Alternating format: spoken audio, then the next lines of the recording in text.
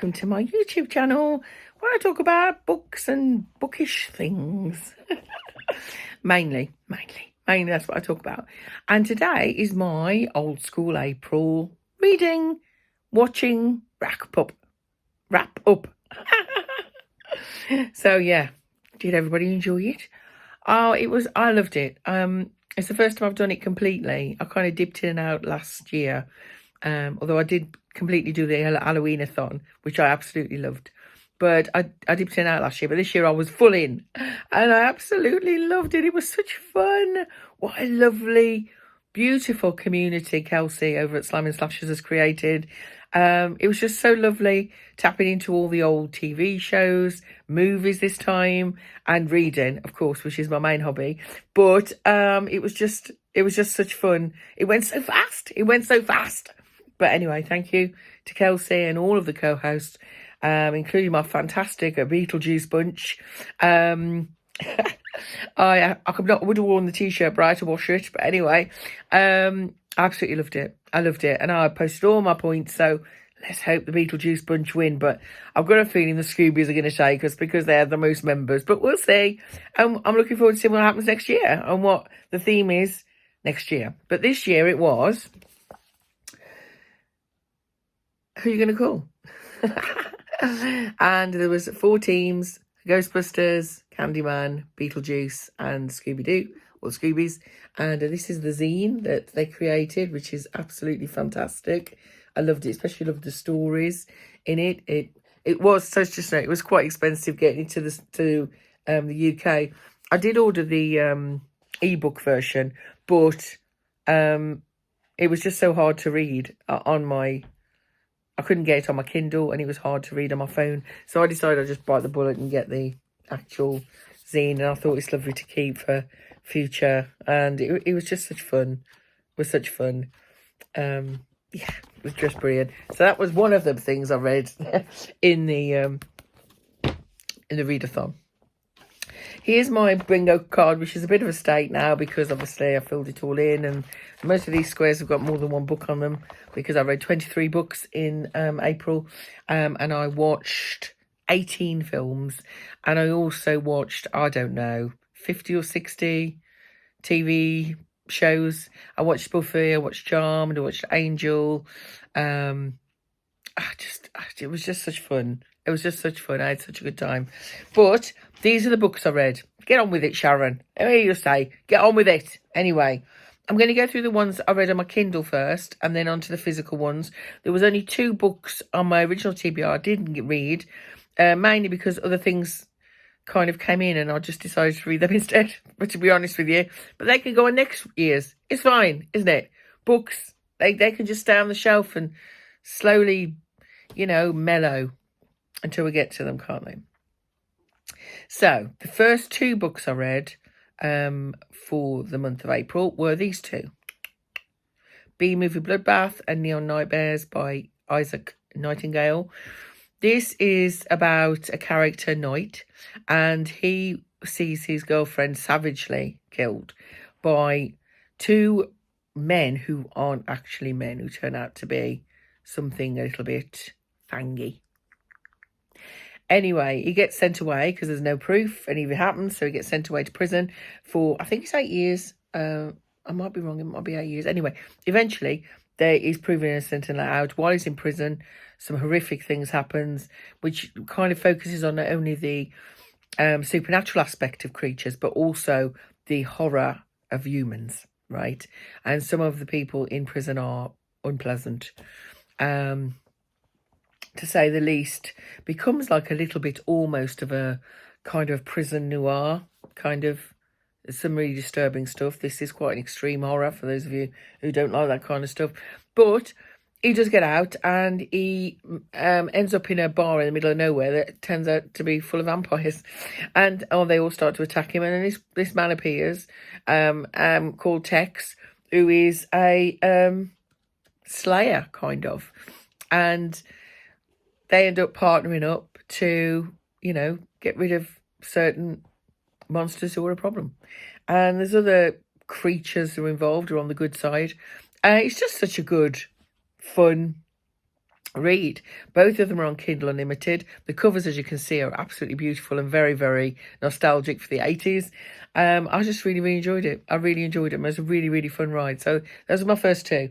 The second one I read, actually, this is probably the only one that doesn't fit in really, probably, because most of the stuff I've read has been horror, because that's what I read mainly. But I always read an autobiography once a month. I just enjoy it, especially when I'm going to sleep. I have to read it. It's easy, just I don't have to worry about things, just take it in.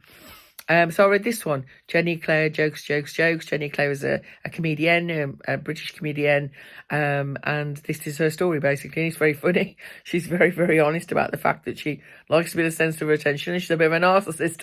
It's very, very funny, brilliant, really enjoyed it. So apart from that one, that was the only one that wasn't horror this month. The next one I read was an ARC, actually, Devil Music by Michael Penning. I've read from Michael for a few of his books. I absolutely loved the trilogy that he did. I wish I could remember the name of it now. All Hallows trilogy, which I absolutely loved. Which is very witchy. His writing is really beautiful to read. It flows very easily. It's very easy to get into the story. He always writes such fascinating characters with really immense backstories that he kind of just filters in through it. So you don't realise it's happening, and suddenly you've got this completely rounded character. I really love that. This one is his new one. I think it's out in May. So it's called, I don't know what date in May. I think it might be the 29th, but I might be wrong. It's called Devil Music, fantastic cover, and it's about this woman whose daughter is ritualistically murdered by some teenagers because of a song they listened to by a heavy metal band. I mean, we had a lot of that in the 80s. Do you remember that? The whole Satanic Panic stuff and things. But, and her vendetta has been against the singer of this band for years because she thinks it's his fault. Anyway, it turns out he's actually heavily into the occult, and he wants to help her take revenge on the two boys. One of them's in an asylum, one of them's in prison but just been released. And so they conjure up a creature to do that. But of course, once conjured, creatures are difficult to control, and it all goes to hell in a handbasket. It's such a good story. It's brilliant. It's a mixture of horror and heavy metal. They're two things that go together, you know, don't they? Like apples and apple crumble and custard. Do you know what I mean? They all go together. So, yeah, it's really excellent. As I say, it's out the end of May, and it is a really brilliant story. It's non-stop, really. You don't get any time. It's so fast-paced that you just through the book before you know it. And it's just great. The mom character's great. The lead singer character's great. It's just such a good, gruesome horror. It's brilliant. Really enjoyed that. And then I went on Kindle Unlimited because I thought to myself, you know, in the UK, we didn't, I mean, I wasn't around, right? Well, I was around. I was alive in the 90s and the late 80s, but I was an adult. So I didn't read a lot then. I was travelling the world and having a jolly good time, to be honest. But there was quite a lot of series that came out that almost tried to mimic what happened with Goosebumps or Fear Street or All Point Horror. And so there's quite a lot of them. They're on Kindle Unlimited, which I wasn't aware. So I downloaded a few. The first two I downloaded. You're right, Gally. What's going on? Do you want some treats? Hey? Oh, no. It's terrible. I don't know how you cope. Oh, no. Oh, no. I'll have to give the cat some treats. Dreamies. It's not an ad. Here you go, sweetie. There you go. Eat and enjoy. It's my old boy, Gally. The other two are outside sunbathing because it's very hot here in Devon. But anyway, so I downloaded 7 books, and 2 of them were from Spine Tingler series. That's why there's only 2. These 2 here, Metamorphosis and the Scarecrow. The Metamorphosis one is set in Egypt. I love anything to do with Egypt. I've studied Egyptology. It's one of my specialist subjects. And this is about a tomb that's opened that could change everything in the world, right? It's really good. These are, I guess these would be late middle grade, early YA. Those perhaps these ones. And then the Scarecrow one is about a family that move into a farm and the Scarecrow is protecting them. Or is he? It's really, really good. Very quick reads and absolutely great fun. The other ones are read, and I'm going to put them all the way around the screen. There's 5 of them. Stage Fright, The Piano, Cold Kisser, Pen Pals, and another one called The Scarecrow. And these are middle grade, definitely. And they're all creepy little tales. The Stage Fright one is about a school play that takes on a witchy story that somebody wrote, a screenplay somebody wrote, and it turns out that the girls who are doing it actually have real powers, and it all goes a bit wrong. The Piano is about where they buy a piano for their daughter who wants to take piano lessons, always a very good pianist, that is haunted. Cold Kisser is about a boy who keeps seeing this girl everywhere, and it turns out she's somebody from his future, or possibly his past, or possibly both. It's interesting. Pen Pals is about these 2 girls who exchange notes at school to play pranks on other people. And Scarecrow is another Scarecrow story. But actually, I think I've got them the wrong way around. I think this one is a Scarecrow one where the family move in and the Scarecrow's not protecting them. The other one, the Scarecrow, which is a little bit more older, like I said, it's a little bit more YA in the Spine Tingler series, is more to do with this group of teenagers decide to stop and get some corn out of a field, and it turns out the corn's protected. It's a bit kind of Children of the Corn. Do you know what I mean? So I think I've got those 2 the wrong way around. This is the Creeper series by Edgar J. Hyde, and these are all free on Kindle Unlimited if you have KU, and they're really good, really fun, lovely covers, as you can see. They're really fun, aren't they? So that was the 11 that I read on Kindle, and then we move into the physical books, which I do need to get my physical books down. It's a bit mad, really. So firstly, I wanted to read a couple of Goosebumps books. I haven't got all the Goosebumps books, but most of them. And I also just bought the whole of Horrorland, which I need to get through. I've never read any of them. So I thought I'd read a couple this time. So I read The Curse of the Mummy's Tomb, which I believe is number 3 or 4 from the original collection. I love this. And do you know what I love about R.L. Stein? Is that he actually, because even he's a middle grade, these kids are actually in real danger. Their lives are genuinely threatened. This is a great story about, a tomb that's found that, there's a bit of an issue and somebody's trying to stop them. And it's just really, really good fun. And actually, if I'd have read this when I was, 7 or 8 or 9, this would have been genuinely chilly. So I really loved that. So I read that one. And then I read The Blob That Ate Everyone. Again, I think it's from the original Goosebumps. I absolutely love this, about this young lad who, I don't know if he buys or he gets given. I think he doesn't buy it, does he? He finds in a burnt out shop a typewriter, and whatever he types comes true. It's absolutely brilliant. The twist at the end of this is really, really funny. It's really, really funny. And I absolutely loved it. And again, great covers. I don't think these are the original covers. And I'll just say at the end of this one, there's a whole section all about Egypt. Tells you all about the weirdest items found in a mummy's tomb and stuff like that. Really good. And then, because one of the, I don't think it was a co-host, Cameron Chaney, I love, who writes Autumn Crow, absolutely love it. I think this is his favourite book, so I thought I would read it, The Haunted Mask. I've never read it before. I think I've seen the TV show many years ago about a girl who just, she buys a mask and it turns out to be more than she hoped for. Again, brilliant. Great little reads. I'd have loved these when I was a kid. I mean, when I was a kid in the 70s, you only really had, like, Hardy Boys and Nancy Drew, really. Do you know what I mean? That was your choice, to be honest. But yeah, so them 3 I read. And then I thought I would try Christopher Pike again. I've only read one, Christopher Pike, and that was a Tales Point Horror Book Club pick. And we read Slumber Party, which I was not impressed with. It was all right, but considering how loved Christopher Pike is, I was just like, that's not as good as I expected. Because he does tend to overwrite, doesn't he? And I think if you've not got a story that's really strong, that can just come across a bit kind of, it's a bit of a drudge to get through it. So the first one I picked was Witch, which is about this girl who wakes up to her powers. And I wasn't impressed. It was it's a 3-star read. She sees a friend's boyfriend killed in a vision, and so she tries to stop it. The character was just awful. I mean, just awful. Oh, and she was so pathetic. I just wanted to give her a slap. So I was not impressed. So then I went on to my Point Horror family from the Tales Point Horror Book Club and my lovely friends online. I said, look, I'm having no luck with Christopher Pike. Can you recommend one that's decent? So they recommended Monster. And this has restored my faith in Christopher Pike. This was easily a 5-star read for me. It was just so much fun.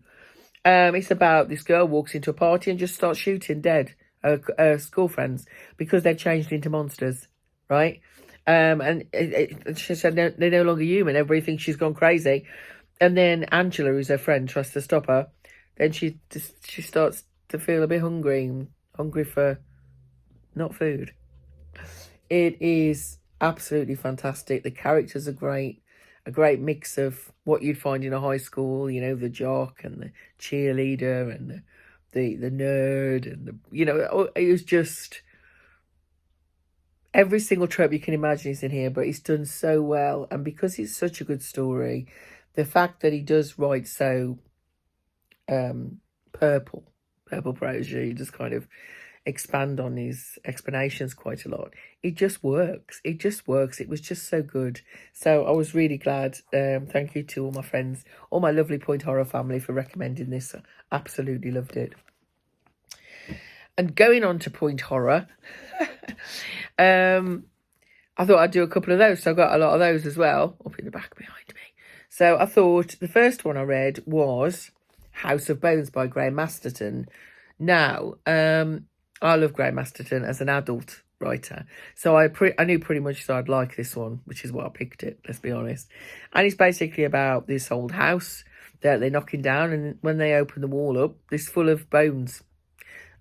Some new, some old, hundreds and hundreds of bodies, just bones picked clean. How did they get into the wall? And so then it switches to a lad. What's the lad's name? John. He wants to be a musician, and so he joins this estate agency called Mr. Vane's Estate Agency. And Mr. Vane has a collection of houses that nobody's allowed to sell but him. But one of them, he ends up giving the key to somebody without checking first, and that person disappears. And so they decide to, him and the other 3 people who work in the office with him, and they're all young people, decide to go and explore it and check it out. And it turns out the houses have a little bit of a secret. And it's all connected with ancient magic and ley lines, and it's just absolutely brilliant. Absolutely loved it. Love the cover too. This is a Point Horror Unleashed, which were the ones that were always based in the UK. This is based in the UK. It's very British in its way. There's a lot of isms in it that would be, very British people would understand, perhaps not Americans. But I loved it. I thought it was brilliant. Really enjoyed that. Then second was a Tales Point Horror book group for this year read The Dead Game by A. Bates. We read one every month, and this was this month. It's about 3 friends who are a bit annoyed that everything keeps going wrong for them, and so they decide to set up a hit list of people they don't like, and they're going to play a prank on them or humiliate them. And it's based on the one girl's sister's college game of The Dead Game. But people start dying. Well, one person dies, to be fair. Spoiler. But it was all right. A lot of people really liked this one this month, and it was okay. It was entertaining enough. But for me, the premise was just actually really, really good, and I felt it was a bit underdone. The ending was a little bit weird and rushed and strange, like a lot of Point Horror are, because they have a limited amount of words, don't they, in these books. I just felt this could have been a longer novel, and it would have been much better. So that was my opinion on it. But it was good fun, all the same, and I do love them. And then this month, we have about once every couple of months, 2 or 3 months, we have a bonus book.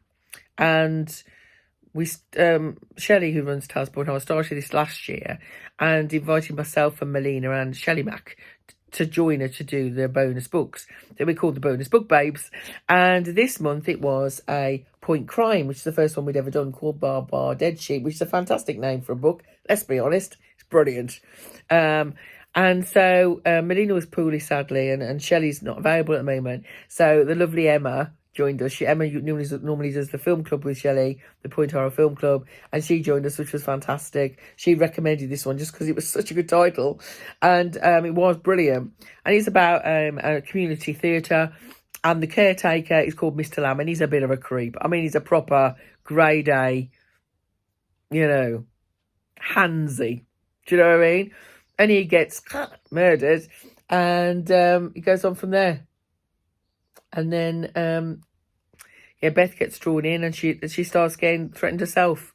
Beth is the main character in this, and she's the assistant manager, so she makes sure everything runs smoothly in the community. This was really good fun, really, really good fun, and we did a discussion on this on Instagram. It'll be on the Tales Point Horror Book Club page, and I think on YouTube if you want to watch it. And it was just a really great discussion, and really loved it. Really, really loved it. So, yeah. Point Crime. First time we've ever read it for Point Crime. I didn't even know they did that. I mean, I suppose they should have done. Because they do Point Horror, they do Point Romance, which is not my thing. I don't do romance. So Point Crime makes sense, doesn't it? But anyway, it was good fun. Then next I read this. Mainly because I just look at the cover. It's like an old Memorex. Memorex. Do you remember those video cassettes? Oh, I used to spend hours putting labels on those things. And this is a book of an anthology of found footage horror stories. And this is great fun. There's some great ones in here. I mean, the thing is with anthologies generally, if it's done with a lot of different writers, is that there's some that are excellent and some that just don't hit the mark. I find with collections where it's one author writing them all, it tends to be different. Because they tend to be more consistent. So some of the ones in here that were good were really, really blinking good. But the ones that were bad were, just didn't quite hit the mark. But it's full of, multimedia stuff throughout. And, it was really good fun. And it was easy to read in between stuff because it's a collection. It's an anthology.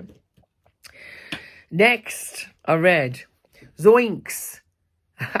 The spooky folklore behind Scooby-Doo. This was brilliant. My friend Amelia bought me this for Christmas or my birthday, maybe. I can't remember. I don't know what's happened to the label that was in it. But this is just really good. It goes behind the scenes of what happened with Scooby-Doo, all the different variations of it. It's illustrated in colour throughout, and it's behind the folklore of it. It goes into where all those myths and legends came from, and also exploring the cartoon itself and the different writers and the different versions of it. It's just a really, really great book. It's non-fiction, and I'm really glad I got it. I really enjoyed it. It was really good. It's really good fun. So, yeah, highly recommend that one. And then finally, thank God, thank Crunchy, I hear you say. The last one was this one, 101 Horror Books to Read Before You're Murdered by Sadie Hartman, or Mother Horror as she's known across social media. And this is fantastic. Again, this is non-fiction, and it basically, I'll see if I can show you, it goes through the best horror books in different sections. There's cosmic horror, all the genres are in here, supernatural horror, extreme horror. It just goes through them all, and it talks about which one she really enjoyed, which one she recommends. She's a great advocate for indie horrors as well. It's a combination in here of trad published and indies, and it's really, really good. It's one of those things you can pick up and just read. I've got a couple of tabs in there because they're books I really want to look into because I hadn't heard of them, and so I've read a lot of horror, so I was like, "What have you heard of that one? Well, I'll read that." So this was really, really excellent. So yeah, I had a really fun month. I absolutely loved it. Thanks to everyone who's involved in the event. And roll on next year. Prior to then, we have Halloweenathon coming up in September and October, which I will definitely be doing again. I've got the t-shirt from last year, so I'll probably be wearing that. I really look forward to it. I absolutely love the bingo cards. I love these. They just make it. I just really find it fun marking off when I look kind of little kind of. It's like when you make a to-do list and you mark off what you've done. There's a bit of kind of, oh, look at me. Do you know what I mean? Look what I've done. I've done something. But yeah, it was excellent. So, Old School April done for 2025. Thank you to everyone who took part.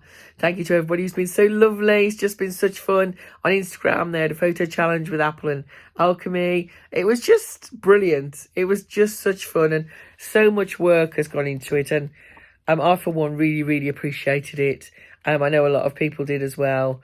It must have taken so long to organise these kind of things, and I am just really, really incredibly grateful. Absolutely loved it, and we'll be looking forward to doing it next year. So, that was me, my loves. I hope you're okay. I shall endeavour to do more YouTube chats in the future. I've just given in my retirement. I'm retiring early due to my ill health. I have fibromyalgia and MS. So I'll be retiring early. So I will be, a retiree come July. So that'll be fun. But yeah. And also in September, we have our next indie horror chapter in Western horror. So maybe see some of you then. I couldn't go to Canterbury in March, but I will definitely be at Western. It's only an hour up the road from me. So I could have a really bad excuse not to go. So, but yes, you take care, my darlings. Keep warm or cool, dependent. It's very hot here today. Keep hydrated. Keep reading fantastic books. Take care, loves. Bye.